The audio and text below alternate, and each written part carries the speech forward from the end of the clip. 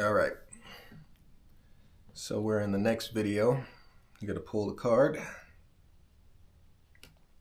And yes, this is the other video from the first one. I am wearing the shirt. All right. Do you feel like you are on track in life? Okay. Alrighty. Do you feel like you are on track in life? I do feel like I'm on track in life. And you say, how? Why do you feel like you're on track in life?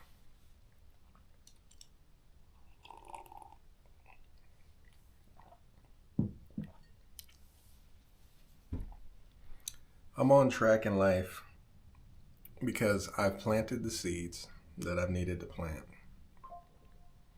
And I've set the goals that I need to set. As of right now, I have a list of goals that I need to achieve. And all these goals include me basically taking my steps into getting the fuck out of the United States. Now, I won't fully disclose or go into detail on YouTube about it, my goals and my steps to get there. But I will say I'm on track because I've knocked out quite a bit of things to get to that point. Now, I do have things on my list that I still need to do and I need to handle. And those things will get handled regardless of anything. Because at the end of the day, it's my life and I have to pursue what I want to pursue. You know? Just the same as you who is watching this video. You have a life and you have things you need to pursue as well. Now, sometimes things don't align. You know, you have friends that they're like, I don't really agree with you, but it's like, if they don't agree with what you're doing or they're not rocking what you're doing, then they're not really your friend. You know what I mean? Because real friends will support you no matter what. No matter what.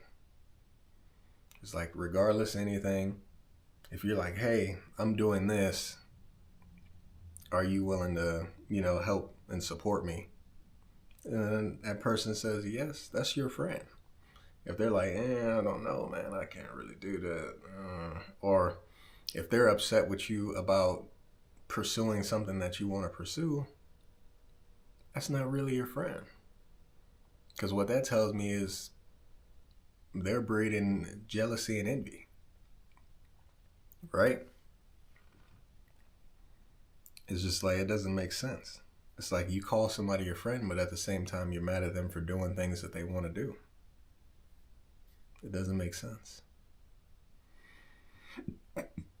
So do I feel like I'm on track in my life? Absolutely. I'm absolutely on track in my life. There's been plenty of times I've sat in, when I was back in San Diego and my fucking world was collapsing again. Lost my fucking car. I quit my job because of this shit. Everything. There was nights where I'd go sit in the room, I'd lay on the bed, I'd look at the ceiling, and I'd just sit there and say, I don't know what to do. I would literally sit there and say, I don't know what to do. I was trying to figure this out. I need a sign. I need something to let me know that I'm doing the right thing. And now that I've gotten out of that situation, I know exactly what I need to do, and I'm doing exactly what I need to do. And that's me getting the hell out of here. And it's like everybody's goals is different. Everybody's journey and path is completely different. It's like you basically have to do what you need to do. Even in the very first vlog I made, when I said I gave up my dog, I had to do what I had to do. And it's the truth. Do I still get sad every day about my dog? Absolutely. That man was literally my kid. Like shit, y'all don't even understand. Like behind the scenes, I was struggling bad, man. I was trying to keep up with the rent. It got so bad to the point where I was like, my dog would eat before I would. I was like, I'll be damned if I let my dog starve and I'm sitting here eating. I didn't give a fuck what it was. I was like, I'd spend my last money on a bag of dog food before I eat. I'll fucking bust out a can of fucking spinach or something. Because at the end of the day, he's my responsibility. I brought him into this environment and I agreed to take care of him, and that's what I did. I took care of him regardless. But due to circumstances, I couldn't bring him with me.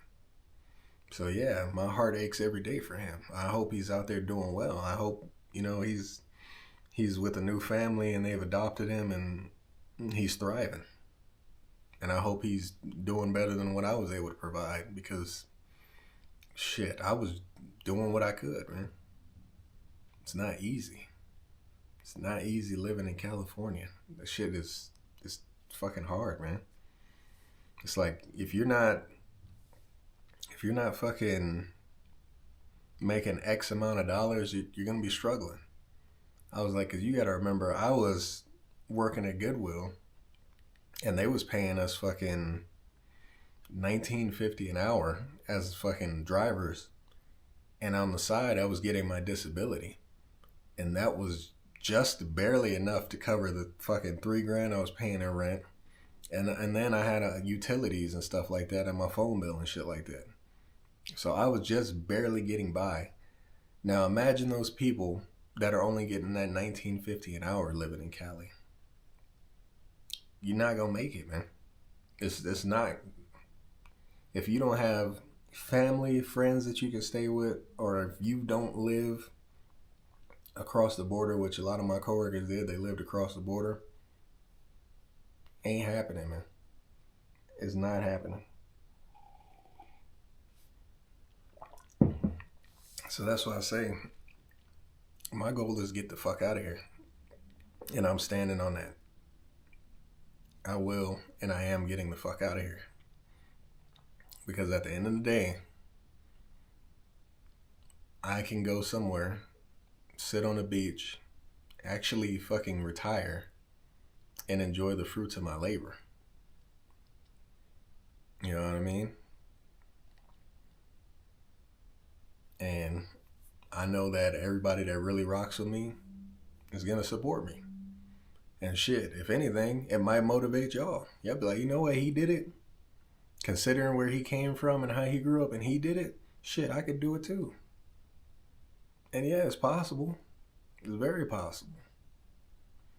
But it's a mindset as well. You have to mentally prepare yourself to say, hey, I'm leaving and I have no plans of returning back here. Like, you have to physically imprint that into your brain that, hey, I'm leaving and I'm not returning. Will I come back to the States? Yeah. I mean, why not? I mean, I still have family out here. I mean, I come and visit, but live here? Oh no, hell no. Why are you gonna live somewhere and then you're like, oh, I make this amount of money, like I'm a millionaire, I make all this money, yada yada yada. But it's like your expenses are basically on par with the $1 million you're making, so you're not really doing anything. You're just making the line. When you can live somewhere else where you're making the American dollar and the cost of living is down here. So how would you want to live? You want to live in the States where you're just barely getting by, or you want to make American money and then live somewhere where your cost of living is down here. So that means this gap in between here is all this money that you're saving. Whoa, crazy, right? But anyways, let's get into the next one, because this damn video gonna be long as shit. I'm over here going on a full rant.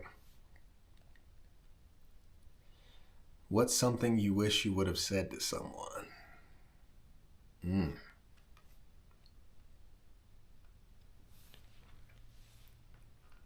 Something I wish I would have said to someone?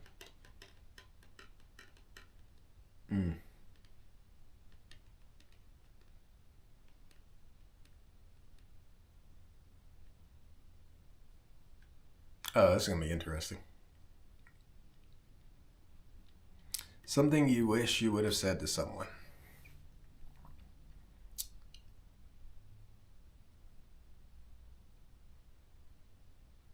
Okay. Now, a lot of you may agree with me if you've been through the circumstances that I've been through, or you have the type of relationship that I've had with my dad. And something I would have said to him is basically, I fucking hate you. I hate your guts. Don't like you. Not gonna wish death upon you. Because that's just bad karma. Not gonna do that. But I will say I don't like you. Don't want to ever be around you. Plain and simple. And you're like, and then there's gonna be people that be like, you can't say that. You can't hate your dad. You can't hate your dad. You can't do. I'll be like, absolutely I can. I can absolutely dislike my father. I can absolutely choose not to communicate with my father. It's my decision, my choice. I have every right to do so. Because at the end of the day, he's not here. He's not paying my bills. He's not making sure I'm okay. I haven't spoke to that man in like freaking 3 or 4 years now. Maybe even longer than that. And as you've seen in my other videos, you've heard some of the stories and things that he's done. And recently I've been seeing this meme going around and it's like, it's my parents' first time being on this earth. I was like, well, that doesn't excuse you from acting the way you are towards your child. There's no excuse for that.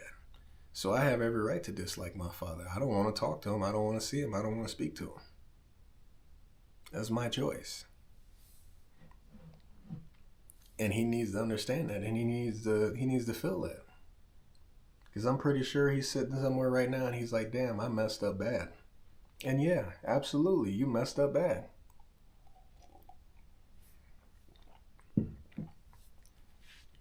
And then the motherfucker had the audacity to sit there and tell me, see, I always told you should have went to the military. I told you it was going to work out for you. I'm like, you cannot take credit for anything that I've done. You cannot take no credit for anything that I've fucking done.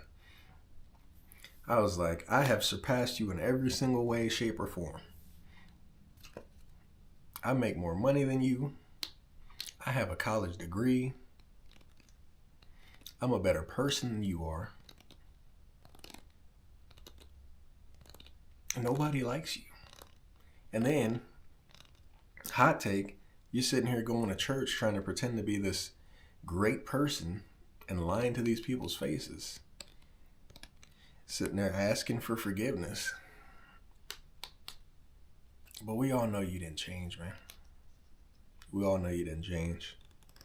That people say, oh, you need to just let it go. You need to just let it go. I was like, look, I've been let it go. I keep my distance from him. I've been let it go. I'm living my life. My life is amazing. The only people I truly feel bad for in this circumstance is my younger siblings. I got two younger brothers and two younger sisters.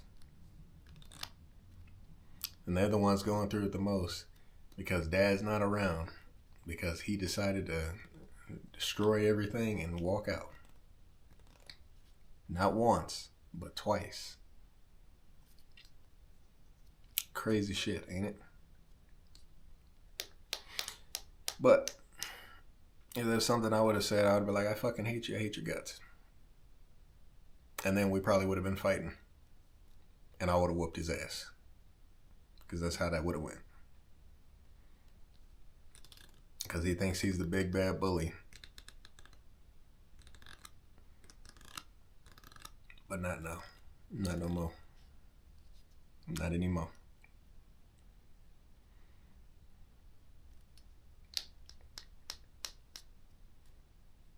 But yeah. That's the end of the video, folks. So this is the second video. And yeah, this will be uploaded sometime after the other one. And we'll keep going. We'll keep going with the questions. We are about I want to say halfway through the stack. Yeah, it looks about halfway. All right, yeah. What y'all think? Because this is the cards that we used already. And then this is the cards we got left over here. This is the cards left. So I'd say it's I would say we've used about 25% of the mindful cards. This is about 25% out of this stack. So I'm gonna keep doing these vlogs. Watch them when you have the time. Subscribe if you want to. I appreciate it. But yeah, let's keep doing this shit. Let's keep grinding. Let's keep focused. Let's do this shit. Let's fucking pursue what we need to pursue, man. Time waits for nobody. Time is always ticking. Look at the clock behind my head. It's always ticking. Remember that. Do what you need to do. Get up off your ass and do it. Do it. Do not sit on your deathbed when you're freaking old as shit and sitting there wondering, damn, I should have done what I should have done. Nah, man, get to it. Do the shit. Grind. All right?